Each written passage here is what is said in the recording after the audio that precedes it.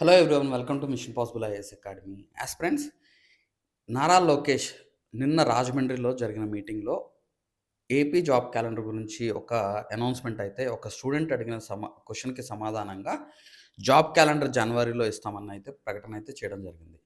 So నేను చెప్పేది ఏంటంటే స్టూడెంట్స్ అందరికి కూడా సీరియస్గా అయితే మీ ప్రిపరేషన్ అయితే స్టార్ట్ చేయండి. ఎందుకనంటే ఇప్పుడు చాలా రోజుల తర్వాత, చాలా సంవత్సరాల తర్వాత మనకు జాబ్ క్యాలెండర్ అనౌన్స్‌మెంట్ అయితే జరగబోతుంది. సో, దీంట్లో కొన్ని రీజనబుల్ పోస్ట్‌లు ఉండే అవకాశం ఉంటదనమాట. సో, ప్రతి డిపార్ట్మెంట్‌లో చాలా డిపార్ట్మెంట్స్‌లో వేకెన్సీస్ అయితే ఉన్నాయని చెప్పేసి న్యూస్ ఆర్టికల్స్ కూడా మనం చూసాం గతంలో. సో, ఇవి అన్ని డిపార్ట్మెంట్స్‌లో అన్ని లెవెల్స్‌లో గ్రూప్ 1, గ్రూప్ 2, గ్రూప్ 3 అవ్వచ్చు, గ్రూప్ 4 అవ్వచ్చు, అన్ని లెవెల్స్‌లో వేకెన్సీస్ ఇచ్చే అవకాశం ఉంటుంది.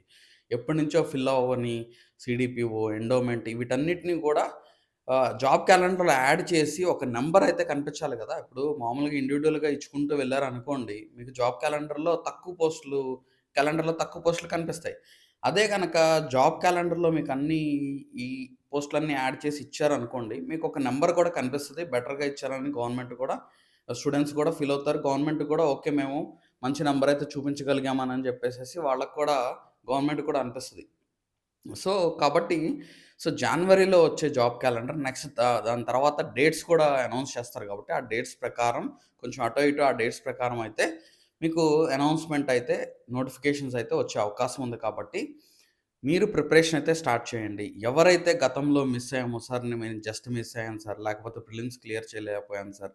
సో, ఈసారి నేను ఆపర్చునిటీ యుటిలైజ్ చేసుకోవాలనుకుంటున్నాను. ఆర్ ఇది లాస్ట్ ఆప్షన్‌గా నేను యూజ్ చేసుకోవాలనుకుంటున్నాను అనుకుంటే, సో, మీరు ప్రిపేర్ అవుతూనే, మీరు జాబ్ చేస్తూనే ప్రిపేర్ అవ్వండి. ఓకే. సో, చాలామందేంటంటే, సార్ నేను ప్రైవేట్ జాబ్ చేస్తున్నాను, నేను రిజైన్ చేయాలా అని చెప్పేసి నాకు మెసేజ్‌లు పెడుతున్నారు. సో, అలాంటియైతే చేయకండి. మీరు రిజైన్ చేసి చదవడం అయితే చేయకండి. మీకున్న టైంలో 3, 4 అవర్స్, 4-5 అవర్స్ మనం మెంటార్‌షిప్ ఇస్తున్నాం ఆల్రెడీ. సో, గ్రూప్ 2 మెంటార్‌షిప్ అవ్వచ్చు, గ్రూప్ 1 మెంటార్‌షిప్ అవ్వచ్చు. సో, ఇస్తున్నాం కాబట్టి మీరు కావాలనుకుంటే మీరు జాయిన్ అయ్యి, మీరు ఆ షెడ్యూల్ ప్రకారం మీరు చదువుకోండి. మీకు బాగా యూజ్ అవుతుంది. సో, నేను మళ్ళీ చెప్తున్నాను. లాస్ట్ మినిట్‌లో అప్పుడు చదువుదాము, లాస్ట్ మినిట్‌లో అప్పుడు ప్లాన్ చేసుకుందామంటే కాదు. ముందు నుంచే చదువుకోండి. ఎందుకంటే కాంపిటీషన్ కూడా చాలా హెవీగా ఉంది. ఇందులో న్యూ ఎంట్రన్స్ వస్తారు. ఎప్పటినుంచో చదివేవాళ్ళు ఉన్నారు. సో, ఇద్దరు నుంచి కూడా కాంపిటీషన్ వస్తది. ఎంత లేదన్నా గాని వన్స్ నోటిఫికేషన్ వస్తే ఎవరు వదులుకోరు. అప్లికేషన్ పెడతారు. చదవడం అయితే చేస్తారు. అదేదో ముందు నుంచే ప్లాన్ చేసుకుంటే మాత్రం మీరు సక్సెస్ అయ్యే అవకాశం ఉంటది. సో, సార్ ఇదే ఆప్షన్ సార్, ఇంకో ఆప్షన్ లేదు అని అనుకుంటే మాత్రం మీరు ఇంకా ఎక్కువ ఎఫర్ట్ పెట్టాలి. ఓకే. సో, నేను చెప్పే సజెషన్ ఏంటంటే ఫైనల్లీ మీరైతే ప్రిపరేషన్ స్టార్ట్ చేయండి. డిలే చేయకండి. డీఎస్సీలో చాలామంది డీఎస్సీ రాదని చెప్పేసేసి నేను స్టేటస్ షేర్ చేస్తున్నప్పుడు నాకు చాలామంది మెసేజ్ పెట్టిన సందర్భాలున్నాయనమాట. సో, అలాగే అంటారు గానీ గవర్నమెంట్ ఇవ్వదు అనని. సో, గవర్నమెంట్‌కి కూడా ఇది లైఫ్ అండ్ డెత్తే. ఎందుకంటే జాబ్ క్యాలెండర్‌లో మంచి రీజనబుల్ పోస్టులు ఇవ్వకపోతే గవర్నమెంట్ కూడా పడిపోయే అవకాశం ఉంది కాబట్టి, ఖచ్చితంగా వచ్చే అవకాశం అయితే ఉంటుంది. మళ్ళీ ఇప్పుడొచ్చిన నోటిఫికేషన్స్ మళ్ళీ నెక్స్ట్ క్యాలెండర్‌లో ఇస్తామని అయితే ఉండదు. సో, ఒక రీజనబుల్ నంబర్ ఆఫ్ పోస్ట్స్ అయితే మీకు కనిపిస్తాయి. యుటిలైజ్ చేసుకోండి. ఓకే.